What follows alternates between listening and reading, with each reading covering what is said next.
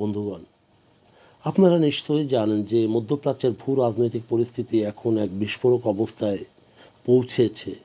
মার্কিন president Donald ট্রাম্পের সাম্প্রতিক এক প্রাইম টাউন ভাষণ এবং ইরানকে লক্ষ্য করে দেওয়া কঠোর হুঁশিয়ারির পরই বিশ্ববাজারে হু হু করে বাড়ছে যে জ্বালানি তেলের দাম। যুদ্ধের আশঙ্কায় বিনিয়োগকারী ও সাধারণ মানুষের মধ্যে চরম উদ্বেগ ও উৎকণ্ঠা ছড়িয়ে পড়েছে।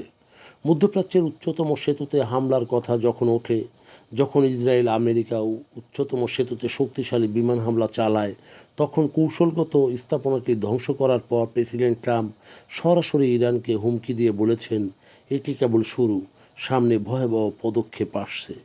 এই হামলাকে ইরানের সাপ্লাই চেইন এবং আঞ্চলিক যোগাযোগের ব্যবস্থাপনা বিচ্ছিন্ন করার একটি বড় ধরনের পদক্ষেপ হিসেবে দেখা হচ্ছে।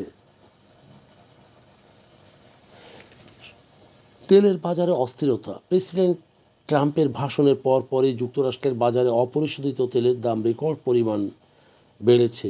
বাজার বিশ্লেষকগণের মতে, সরবরাহ নিয়ে আতঙ্ক, হরমুজ প্রণালী দিয়ে তেল পরিবহনে ব্যাহত হওয়ায় তেলের দাম লাফিয়ে লাফিয়ে বাড়ছে। দীর্ঘমেয়াদী প্রভাব। এই সংঘাত যদি সরাসরি যুদ্ধের রূপ নেয়, তবে তেলের দাম সাধারণ মানুষের ক্রয় ক্ষমতার বাইরে চলে যেতে পারে, বিশেষ করে যা দেশে দেশে মুদ্রাস্ফীতি দেখা দিতে পারে। ট্রাম্পের ভাষণে কোনো সমঝোতার সুর ছিল না, বরং ছিল সামরিক শক্তি প্রদর্শনের এক স্পষ্ট ইঙ্গিত।